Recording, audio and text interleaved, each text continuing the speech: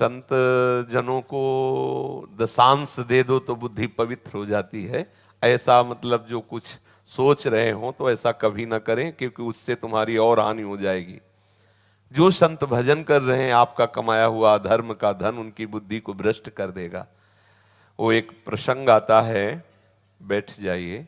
श्री भीष्म पितामह जी के पास सब जब श्री द्रौपदी जी गई और भी युधिष्ठिर आदि बहुत और महापुरुष थे, प्रश्न उत्तर होने लगा तो बहुत परम भागवत भीष्म जी उत्तर दे रहे थे, बड़े चुने हुए। तो द्रौपदी हंस रही थी।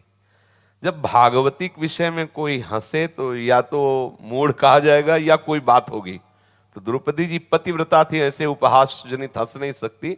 तो भीष्म जी ने पूछा, बेटी हंस क्यों रही हो? कोई हंसने का प्रसंग तो है नहीं। तो उनका, मैं इसलिए हंस रही हूं कि भीष्म पितामह बोल रहे हैं। ये उस समय कहाँ गए थे जब मुझे निर्वस्त्र किया जा रहा था, चीख चीख के प्रश्न कर रही थी, क्या ये धर्म है? उस समय कहाँ गए थे? आज तो बहुत उत्तर दे रहे हैं। तो उनका, बेटी थे यही भीष्म, पर उस समय पापी दुर्योधन, अधर्मी दुर्योधन के पक्ष में होने के कारण वो सामर्थ्य नहीं थी जिससे मैं उत्तर दे सकता।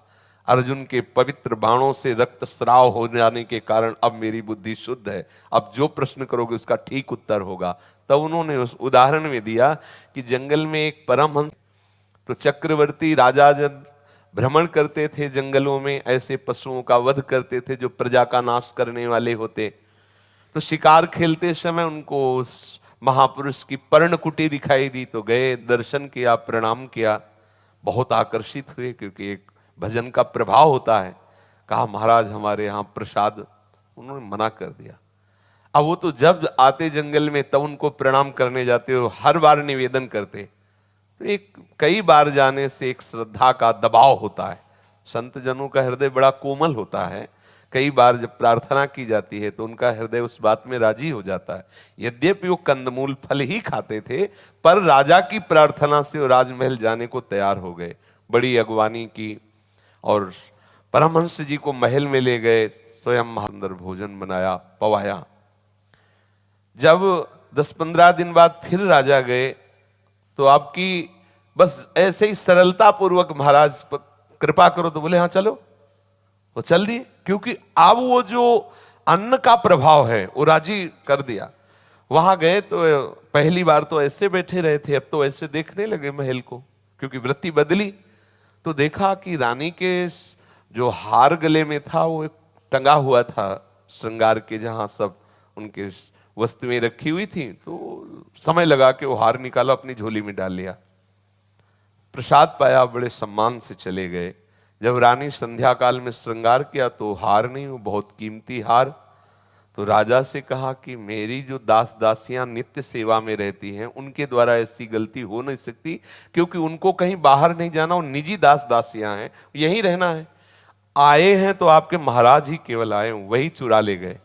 उनका, ऐसा कैसे हो सकता है? जो परमहंस कंदमूल फल के सिवा कुछ स्वीकार ही नहीं करता, बड़ी मुश्किल से तो हमारे घर प्रसाद पर, तो हार क्यों लेंगे? उनको क्या जरूरत है? तो रानी ने कहा, बुरा भले मान जाएं, लेकिन आपके महाराज ही चुरा ले गए। उनका, चुप रहो, हम दूसरा बनवा देंगे, आप संतों के प्रति ऐसी भावना ना करें। राजा को लगा कि गलती तो हमें लगता है महाराज से ही हो गई, क्योंकि दूसरा कोई प्रवेश ही नहीं कर सकता। पर उन्होंने कहा नहीं, बिल्कुल बात गुप्त कर ली। 15-20 दिन हुए तो वो जब खून जला उनके शरीर का, तो कंदमूल फल लेने के लिए झोली उठाई तो उसमें वजन, हाथ डाला तो हार। हाय, ये हार क्यों हम ले आए? हमें इसकी जरूरत क्या है? बहुत पश्चाताप हुआ, विचार किया, ऐसी बुद्धि मलिन कैसे हो गई? होगा ये राजा के अन्न से हुई, हमारी बुद्धि मलिन। हार लिया, ऐसे खुला लेकर के दरबार में गए और कहा, मैं चोर हूं, मैंने आपके महल से हार चुराया, मुझे दंड दिया जाए। सच्चे संतों का स्वभाव निश्चल होता है।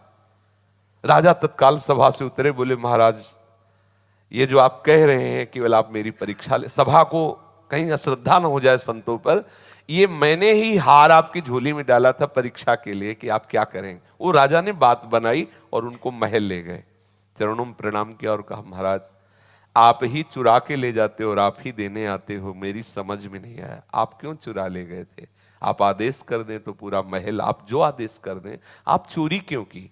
बोले आपके अन्न का दोष था, आप बुलाइए अपने भंडारी को, क्योंकि राजमहल में जो रसोई बनती वहां कोई भंडारा, तो भंडार तो अलग होता है, दास दासियां बनाती। आज रानी ने बनाया था महात्मा के लिए स्वयं, तो वो आया नहीं तो वहां से भंडार से बन के आता था, और रानी ने स्वयं बनाया संत सेवा के लिए।